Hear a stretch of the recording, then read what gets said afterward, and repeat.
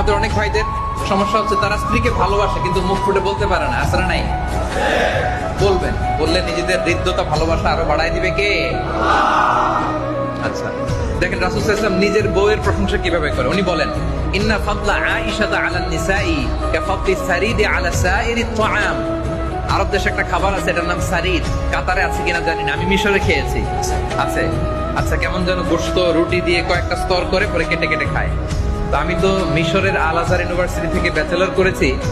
ওখানে ছাত্রাবাসে যখন থাকতাম, ঈদের দিন আমাদেরকে এই খাবারটা দিত, আমার মনে আছে। ঈদের দিন সারিদ দিত।